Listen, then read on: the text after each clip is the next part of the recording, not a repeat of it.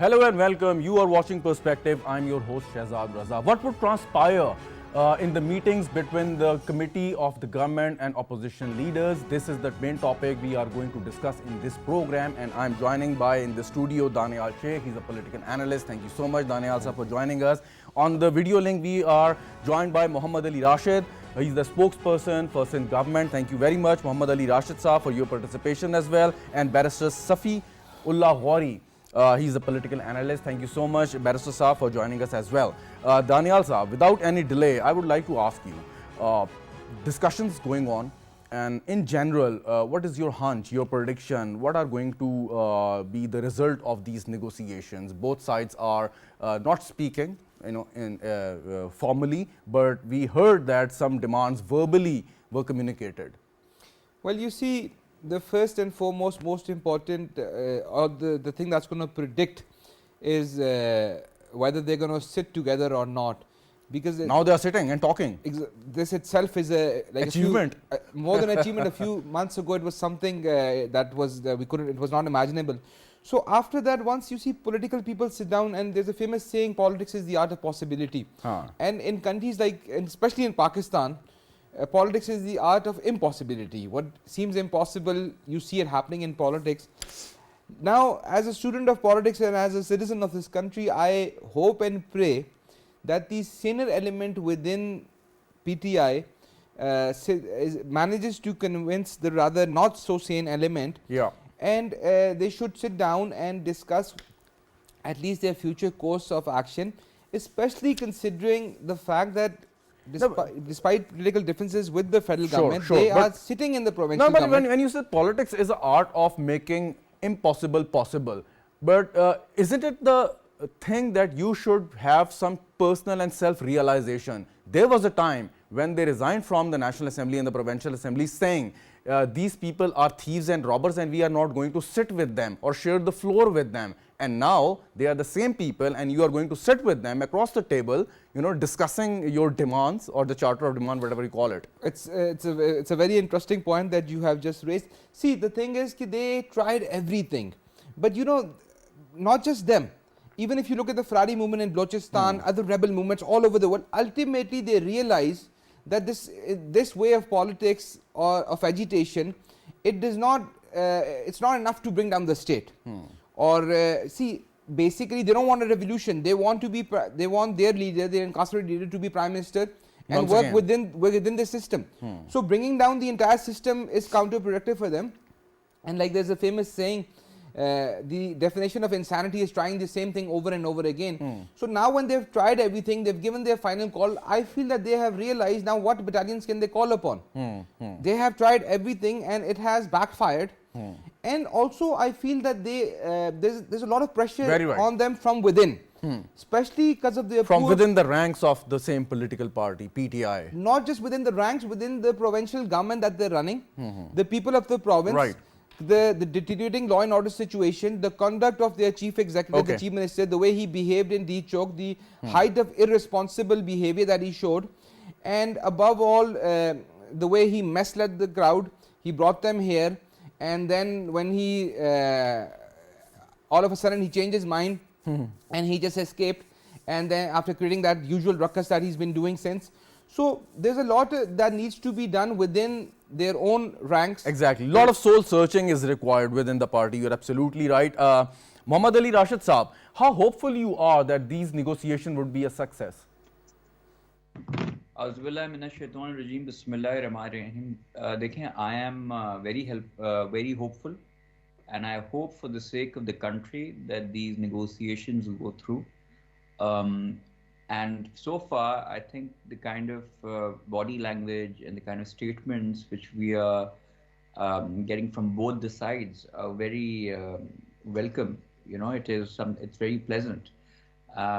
Particularly if you see, I think it was like very surprising for me. I think the ruling. Can I ask a question here? I'm sorry to interrupt, but should we really call it a success? Just two sides like opposition and the government sitting across the table. Should we really call it a success, or we are being over optimistic? I never said it was a success. I think it was very welcome, and it was a pleasant change to see these two sides sitting together. And also that, if you would let me finish, I would complete what I was saying. That kind of interrupts my train of thought. Basically, what I was saying is it's a very welcome thing, because I think for the past year and a half, we're trying to sit down and nothing has changed from the government's end. The government's from day one wanting to sit down with PTI and sort out these issues, but it's a very welcome change from their end. I think PTI now has realized they've exhausted all their avenues, from protests to dharnas to whatever they had in mind. And they've also come to the realization that the only way to come to a solution to these issues is to sit down and talk and have a dialogue. That being said, what I thought was very, in my personal opinion, which I found very nice or pleasant, was the fact that Amin Gandapur, who's been like the main villain of this entire movie which we were watching unfold, and he was supposed to be the most, negative or the most badass person in this entire thing, with the dialogues and everything which he says. Today, in the negotiations, everybody from the other side that walked out was praising him and praising his roles and his suggestions, which was really surprising to me. But at the same time, it was very something which we should all appreciate, because we've seen like a 180-degree tilt or turn from his end. You just mentioned some spoilers or the firebrand speakers of the Pakistan Tehreek-e-Insaf. You think, despite all these good atmosphere, comfortable atmosphere, and the goodwill gestures being shown by the both sides, these parlays can be sabotaged by some of the spoilers who are still making some very, very, inappropriate statements from PTI side? Yes, I think it is very inappropriate, but there's like a saying in Urdu, ke aadat se majboor. Some people are just negative, and no matter what good is unfolding, they can't change their nature. And maybe it's an agenda they're towing, or maybe it's not, but it is unfortunate. The people who, as you just mentioned in Urdu, aadat se majboor. So should we expect any good from them? I think now it's come to them, right? I mean, I think the government and the coalition partners have been wanting this for a very long time. I think there has been a paradigm shift from PTI's end, the way they think, or they realize that, if we don't sort out these things right now, nothing good can come out. So I think maybe, they've, through their mistakes, have learned, hopefully. And as I said, when these negotiations, one would assume first it was very difficult for them to actually sit down with all the parties. And we were expecting, if a normal person, a lay person, if you would ask them, okay, what do you think will happen in the first sit down? You would probably say there was like a deadlock, and it wasn't that bad. But absolutely, you mentioned it quite correctly, that the government was willing to iron out the political differences, but the other side was stubborn enough not to sit on the table and discuss the matter in a civilized manner, and now they are sitting. It's a welcoming sign. You rightly pointed it out. Barrister Ghauri, you think that there is really a silver lining at the end of this dark tunnel? Obviously, everybody would want a silver lining, and we have been taught by our religion and by our country and by every philosophy to be optimistic, and we should be optimistic. There is no reason to not think that this will not end successfully. But that said, I have a lot of apprehensions. Yeah, and I'll tell you why I have apprehensions. Because I'm a lawyer, my work is dispute resolution. That's what I do. I resolve disputes on a day-to-day basis. Now, if you are going to resolve a dispute, the only way to resolve a dispute is for both parties to give in their demands. One party says, this is what I want. The other party says, this is what I want. And based on what they want, you negotiate. The problem here is that PTI has still not given its list of demands. They're having meetings.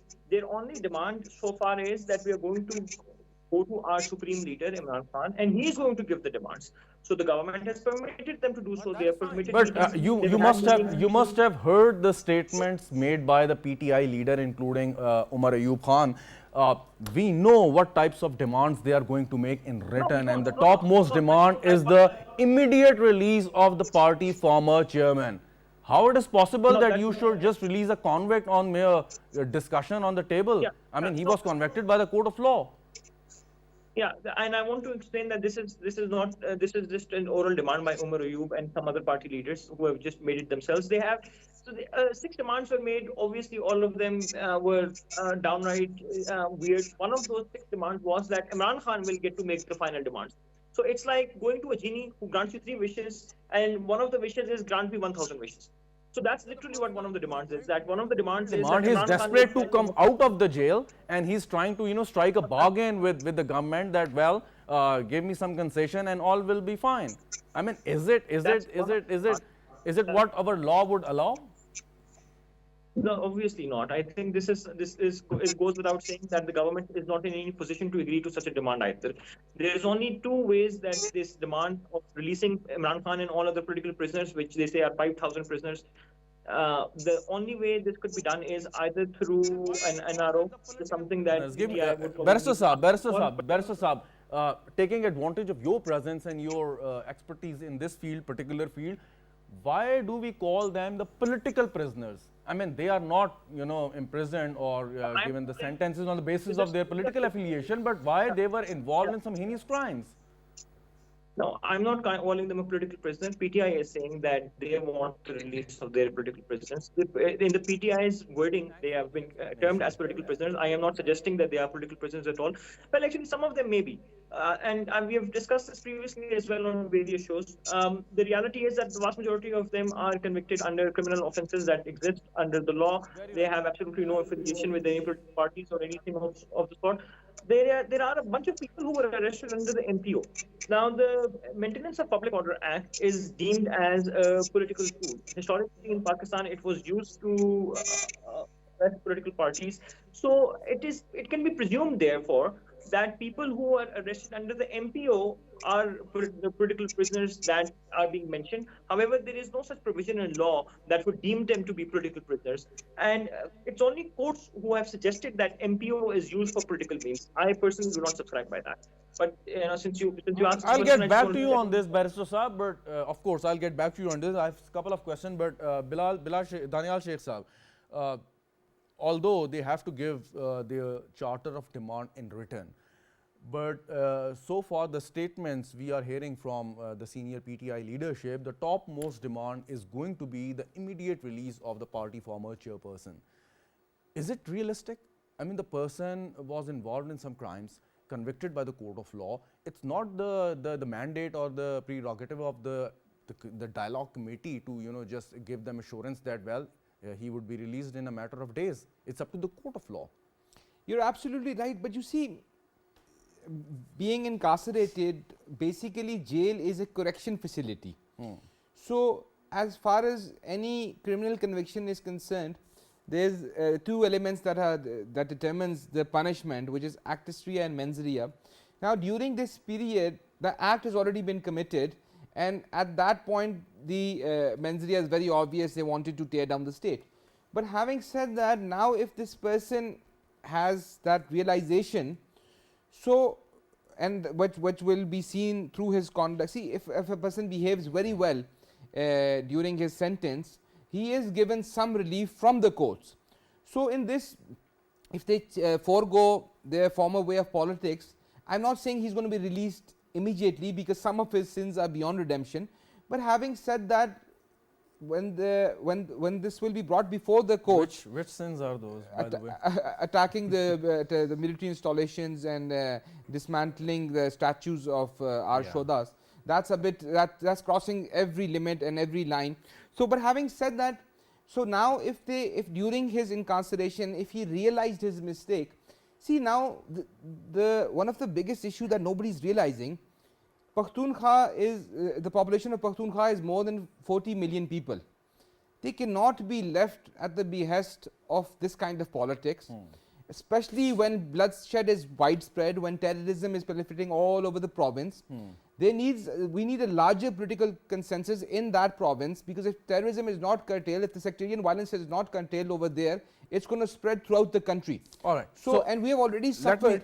Pakistan has been at the front line of terrorism for more than a decade. We have suffered countless casualties.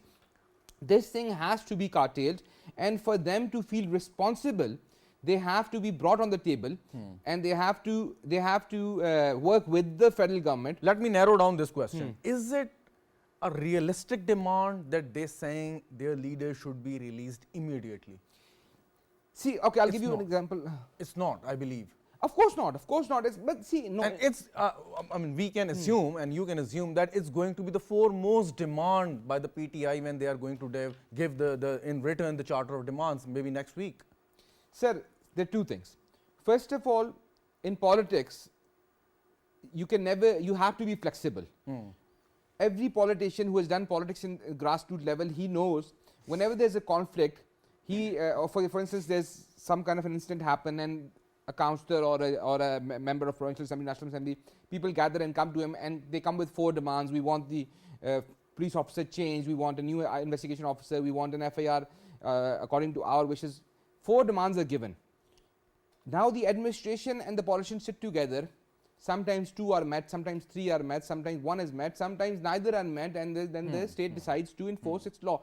So having said that, the very fact that now that ice is melting and they're going to sit on the table, as far as politics is concerned, it's see, like I said earlier, ultimately every rebel movement realizes that they have to work within the... You call it a rebel movement, right? Since their conduct on 9th of May is no less than of a rebel movement, and those rebels didn't even seem like they belong to this country, because regardless of your political affiliation, those people who have given their lives for this country, if they are being disgraced in this manner. One question and I'll move on. And what's your estimation that how long would these negotiations last? Like how long would they continue? See, as a student of politics, the longer they continue, or the very fact that they have started, the only prediction I can give you from this is how it's going to impact the country. See, the biggest menace to our economic growth is this agitational politics. And I feel it's an end to that sort of politics, because now whatever they're going to demand, it's going to be in front of the public. Before, when they used to gather people, the public wasn't sure on the pretext of what is the actual agenda, because whenever some foreign dignitary would show up... Forgive me, but that is very undue leverage that they are trying to enjoy. That, well, we would choke the country, we'll start a civil disobedience campaign, or we would not pay the bill or pay the taxes. I mean, this is the very undue leverage they are trying to generate out of this. Well, you see, now again, as a student of politics, first of all, and I personally being a non-violent person, I believe an eye for an eye will make the whole world blind. Okay. So I have always, I've been amongst those people in this country who have advocated reconciliation, because see, after all these, it's not about this one man or this one party, it's about those kids who have been misled, who have been brainwashed, who have been showed dreams which were impossible to achieve. See, the biggest crime that this man committed was playing to the galleries throughout. If you remember, when he came into power, when Bilawal Bhutto made his first speech in the parliament, he said, now you are prime minister of those people who you used to call donkeys. And now we hope that you come off that container. So basically, when he said come off that container, he was talking about that mentality which he had for so many years. So having said that, like I said earlier, whether I agree with him or not, they are in the federation, they're representing a province, which province is at the front line of terrorism. It's got immense amount of problems, and there are more than 40 million people. They cannot be left at the behest of this non-serious person who the only... See, this is basically the whole reason for the selection of this chief minister was not merit. They needed a wartime CM who's going to fight the federation, and that's all he did. Now, if every few months the chief minister is planning a new attack on the federation, see, how is he going to perform? Exactly, that's a very interesting point. Ali Rashid Saab, you think that at one hand, Pakistan Tehreek-e-Insaf is going to present, or the opposition, not Tehreek-e-Insaf, is going to present the Charter of Demand in return probably next week when they are going to meet next.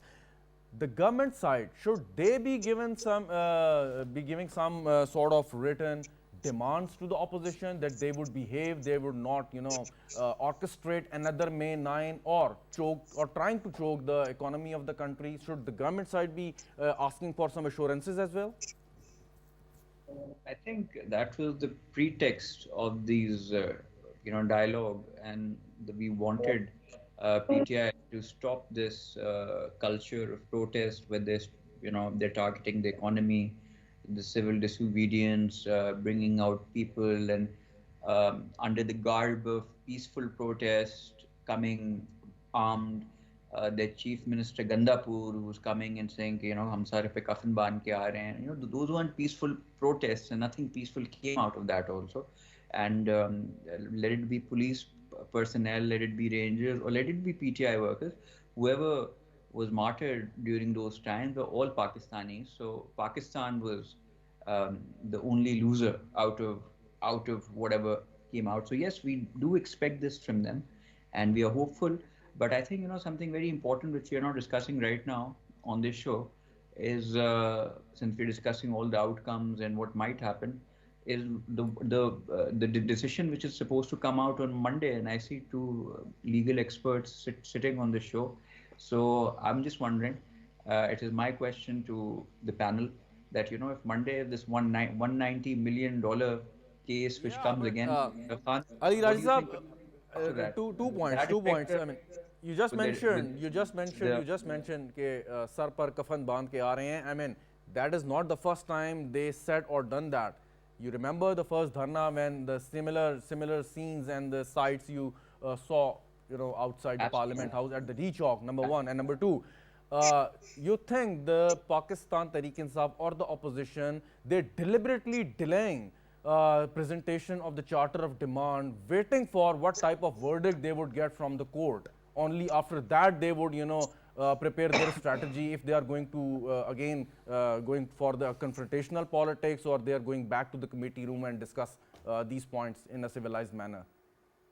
Okay, I'll give you my personal opinion, and obviously it's not my party's opinion or anybody else's. My personal opinion is, like, I would like to give PTI the benefit of the doubt here, because I don't think that they have that kind of vision to actually have delayed that tactics or not present it or wait.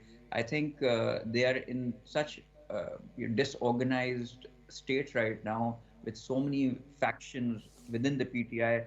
I think just getting things together right now and just sitting and making a charter for them right now is a Herculean task. So I don't know if we should give them that much credit of being that smart or that tactful, that they're just purposely using delayed tactics to wait till the decision to come so they can then think about what to do. So that's my personal opinion. I could be wrong. All right, you want to say something? Yes, I agree with... Very quickly, and then Barrister. Yeah, I agree with what our friend Mr. Muhammad Ali just said. This party, the leadership, the people running the show while the leadership is incarcerated, they have no vision, and every decision they make is completely impulsive. And had they been visionary, they would not have been famous for all those countless U-turns that they have made. So it's got nothing to do with that. Okay. Basically, one thing that I feel, the level, see, with every passing day or every movement that they called, or every agitation movement that they called, they have been further exposed. Okay. And like Muhammad Ali just told us, there's so many factions. Okay, now if they don't get some time of peace, this whole political cult is going to fall the way Humpty Dumpty fell. So it won't be able to be fixed. See, even if you look at the incarcerated leader, the tug of war of ownership of him between the sister and the wife is enough to tell you the state of affairs within the party. Exactly. Barrister Saab, Mr. Ali just mentioned that the court is going to announce after 2 days the Al-Qadir Trust case, the decision in this case involving £190 million.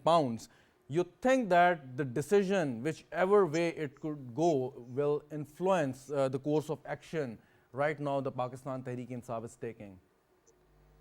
Yes, so what I'm going to say now is obviously not my opinion as a lawyer. It is a very personal opinion as somebody who observes Pakistani politics. My honest opinion and what I believe is that Whereas I agree with Ali and Daniyal both that PTI has proven to be a party with no vision, no cohesion. But I do think that to a degree there is with the present leadership there is a degree of cohesion within the party, and they're actually working actively to make sure that PTI's leader stays in jail.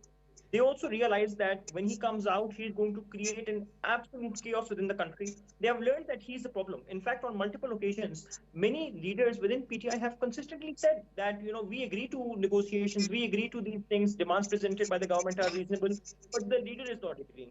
The D-Chok Dharna, we saw that the vast majority of leaders did not show up because they disagreed with what Imran Khan and Bushra Bibi were doing.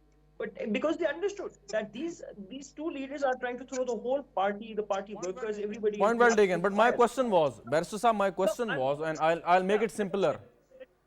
Let me tell you what I think. So right now the party, it's not about the Al Qadir trust case. I think if the Al Qadir the judgment comes out against Imran Khan, everybody in PTI will be actually happy. The leadership at least. Let me rephrase my question, Barrister Saab. They will actually appreciate. Let me rephrase the question. Provided we are not going to assume or predict what type of verdict the court is going to deliver, but I'm just saying, in case, and it's a big if, the decision is against or adverse or against the expectation of Tehreek-e-Insaf and its former chairman, you think that PTI or the opposition leaders would come back to the negotiation table? Yes, they will. And I'll tell you why. So the point I was trying to make here before you interrupted me was that there is something bigger at play here. The matter that everybody is looking at right now is actually President Trump's inauguration. There is a strange paranoia and a delusion within the political party of PTI. Everybody from top to bottom right now currently believes that Trump is very supportive of Imran Khan, and Trump is going to make some decisions that are going to lead to Imran Khan becoming prime minister again. This is something that they are spreading far and wide. This weird delusion is being spread all over social media. Have you given any thought about it? Why this paranoia? Is because the party is revolving around just one person who is a convict right now? Yeah, because they have nothing else to hang on to. So what they have is they've created a myth. Now, it is not until Trump's inauguration and at least maybe a month or two after Trump's inauguration that PTI will get the hard lesson that Trump does not care about PTI at all. He has no clue what PTI is, what Imran Khan is. But they want to consistently believe that Trump is sitting worried about Imran Khan and wants Imran Khan out of jail. Once that final. You Barrister Saab, you just corroborated what Daniyal Sheikh was earlier saying, that it's a cult, not the political party. I mean, this was your thought, I believe. But let me take a quick short break here and then I'll get back to you on this. Viewers, we take a short break and we'll continue our discussion after that. Welcome back to the program. We are joined by Daniyal Sheikh, Muhammad Ali Rashid and Barrister Safi Ghauri, and discussing the prospects and the chances of success of the negotiation underway between opposition and the government committees on some political issues. Whether they would be able to iron out those differences or not, that's a key question we are going to ask in this program. Daniyal Sheikh Saab, one of the guests just mentioned, it's basically the kind of popularity the Pakistan Tehreek-e-Insaf would really not like to lose. They always take a aggressive posture. And the premise or the purpose behind this aggressive posture is to keep the popularity graph high. So once they are on the negotiation table, keeping a reconciliatory tone, you think that they would be able to convince the charged supporters, whoever and whatever they are, that we are going to you achieve all the goals and you fulfill the promises we made from you out of this? Well, before answering this question, one thing has to be made very much clear, which Safiullah just told us. See, basically, right now, there are many factions, but on the face, there are two factions. Factions within the PTI? Within this party. Okay. One of the faction is, which is currently in government, which is the Chief Minister and his cabinet, and the people benefiting from him. They are going to go to any length of efforts to make sure that this person stays incarcerated. Why? Because if you look at the history, they took a lot of credit for good governance in KPK. The captain at that time, or the chief executive, was Parvez Khattak. After his tenure, he was nowhere to be seen. Then they brought forward Mahmood Khan. After his tenure ended, he was nowhere to be seen. Now, Ali Amin Gandapur knows very well the day, and even before that, when he was Prime Minister and Mahmood Khan was Chief Minister, we all know that the Principal Secretary sitting in Islamabad was running the affairs in KPK. Mr. Azam Khan. Mr. Azam Khan. I don't want to mention him, but anyways. So having said that, now at this point, this man knows very well that the first person whose wings are going to be clipped is Ali Amin Gandapur. There's going to be a parallel government sitting in Bani Gala or Zaman Park. So he's going to make sure that he is not released, and the usual ruckus is for the same. It's very obvious. Why else do you think he called the entire party together? So all the energy and the anger or whatever valor so-called he is showing and exhibiting is just for the sake of saving his own tenure and chair. Isn't it obvious? He was the first man to leave D Chowk. The first bullet was fired by guards of the Chief Minister's squad. They were employees of KPK government. They were police officials. They resorted to aerial firing. Why? So they could make way for the CM, because people were not letting him escape. And look at his audacity that the next day, standing somewhere in Mansehra, he gave a speech and said, I was the last man standing. But he would never become the chief minister at his own. It's because that he was the candidate of Pakistan Tehreek-e-Insaf or the opposition party. That's why he became the chief minister of KP. See, he's going to be such a big coward. Maybe the leader did not know. But his conduct in D Chowk, that's what it showed. The way he escaped. Okay, the whole operation started 45 minutes after he left. And look at the route he took. Why are they not demanding a judicial commission? Because the first thing that's going to be proved, like I said, it was his gunmen who resorted to aerial firing so that he could escape. After that, one more thing I'd like to add. Quickly. And I have information which I can prove. At 8 p.m. that night, a police guard was moved from Haripur to the border of Islamabad. Exactly. When the chief minister, at 8 p.m. they were given instructions to prepare for VVIP movement. So Why? it was pre-planned. Obviously it was pre-planned. It was not the operation. Exactly. Muhammad Ali Rashid Saab, the thing is, these negotiations, they are going on, and the next round of the negotiation would be early next week, as Speaker National Assembly Ayaz Sadiq pointed out. The thing is that why this impression being given that the future of Pakistan or the future of Pakistan's economy depends on the success of the political negotiations going on. Why this narrative? I mean, even if the negotiations they are not successful, the country would go on, the economy would flourish. I mean, this is just one of the irritants that we have to remove. That's it. You're right, but I think the government and all the political parties are democratic, and I think it's a democratic norm. We do respect the mandate of PTI and the other parties. Even if they are in the opposition, we want to work on something long term.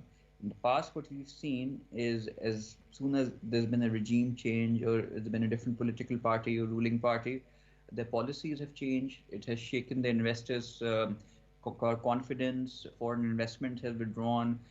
Stock market in the past several occasions we've seen it crash because people are not sure what will happen next.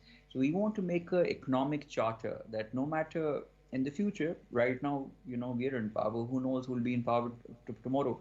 So we want all these political stakeholders to be on the same page and not feel left out, and just come to terms that, let's sit on the table and either convince. Give me an example. Pakistan People's Party went through a lot. I mean, everyone recognizes it. President Asif Ali Zardari, when People's Party was in the opposition, he remained incarcerated for more than 9 years, right? But never at any stage there was a formal negotiation with the powers that be that President Asif Ali Zardari should be released. Only then Pakistan People's Party would participate in the political process, or you guys would go for some sort of agitation in case your demands are not met. It never happened in the history of Pakistan People's Party. I mean, it's such a good example of decent politics in Pakistan. Then why now they should have they should talk about Pakistan's, about the people, why their entire concentration and focus on the release of one particular individual? I can't agree with you more. Absolutely, I totally agree with you, and I think truer words were not said. And but unfortunately, this is what it's come down to. I think pre-PTI era, politics has never been so personal, dirty, including families, name calling, making the youth so aggressive, that people, even if they're going abroad, people in London, the kind of protests you're seeing which is happening internationally, giving Pakistan a bad name, the kind of example PTI is setting, and the kind of, brainwashing it's doing with the youth. It is unfortunate, and it's not something which is acceptable, but what to do? Now it has happened, and we need to address it, and we need to move forward. We can't just keep crying over spilt milk and calling them out for it. Now we need to settle things, and we need to sit down and tell them enough is enough. We need to Now settle tell them. things as soon as possible. You are absolutely right. Barrister Saab, purely on the basis of law, what type of assurance the government committee can offer to the opposition if they demand the release of their former chairman and other PTI leaders who are behind the bars? That's a very interesting question. So, as I stated earlier, the powers of the government are currently two-fold. Either they can make a new law, which is like an NRO, in which they will then say all people who have been, convicted or are being held in jail or, have been charged with any certain offense, let's say terrorism, are to be free. Now that is going to create a lot of problems because a lot of PTI workers are currently charged under 780A, and then we also have religious terrorists who have been charged under 780A. So one thing, yes, of course, that's obviously what they're looking for. They just can't say it because they themselves have been campaigning against the NRO. But that's the only way. I mean, you asked me from a legal perspective how they can take the leader out. So it's either through an NRO or through a presidential pardon. That is, if President Zardari then summons Imran Khan and says, I am going to exercise my powers. Either ways, what they want is selective justice. And that is what PTI rose to power for campaigning against. The entire reason why PTI became popular is because they kept talking against the selective justice, but that's exactly what they want for themselves. There is nothing else that the government can do, and there's nothing else the government can offer. But you think that Pakistan Tehreek-e-Insaf can afford to get an NRO from the government, and given the fact they ride on the popularity graph and criticizing and even castigating the opposition leaders? Name calling you just mentioned. Yeah, I actually see PTI as a cult. I don't think its followers exercise mental faculties or logic to decide that they want to follow PTI. They follow PTI. It's a cult, then nothing can influence them. Absolutely, Barrister Saab. Yes, I would like to add the question that you asked, Mr. Muhammad Ali. See, whether we like it or not, like I said earlier, they are governing a province. The population of that province is more than 40 million. Those people are being held hostage by the current government in KPK. This sectarian issue can become a bigger issue than what terrorism we saw in the past. People are losing their lives, and the Chief Minister doesn't even care. The Chief Minister cannot even go to his own constituency, to his own village because of terrorism. So they need to be brought on the table. They need to sit with the federal intelligence agencies. They need to cartel this, and more than that, they need to create a I agree with you, but consensus. Daniyal Saab, if you agree that it's not a political party but a cult, so when you're talking about a cult, the people, whoever they are and following Pakistan Tehreek-e-Insaf and the former chairman, they are least bothered if the party is working for their welfare or not. They would be satisfied whatever their leaders are saying from behind the bars or from anywhere. I don't agree with you, because the people of Kurum are screaming for justice. The people of Parachinar, the people of Swat some time ago. This is not the case. Like I said, of course not. Go ask the people who lost their lives. Who is responsible? If it's not the Chief Minister, if the provincial government is not responsible for law and order, then who is?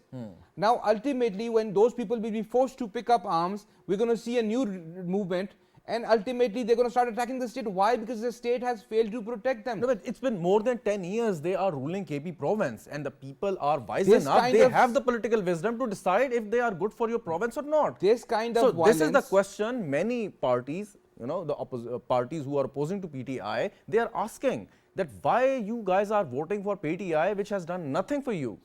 forget the past. Okay. Let's not talk about the past. Just look at what currently happened. More than 100 people lost their lives, and the chief minister was busy dancing in the capital, in Kurum. Are those not people? That's true. Are they? Do they not have? Did they not have the right to live? Was it not somebody's family? If they talk about four or five, 6 people lost their lives in Islamabad, what about the more than 100 people who lost their life in Kurum agency? Exactly, Who exactly. is responsible? But let's hope that sanity would prevail and we would get out of these political quagmire. It's and gone beyond sanity. Let's hope they show some shame and dignity. But still, there is a hope, and as you just mentioned earlier in the program, that politics is the art of making impossible possible. So let's hope for the best. Thank you so much for joining Daniyal Sheikh, Ali Rashid, Barrister, Safi, Ullah, Ghauri, and thank you very much, viewers, for watching the program. Khuda Hafiz.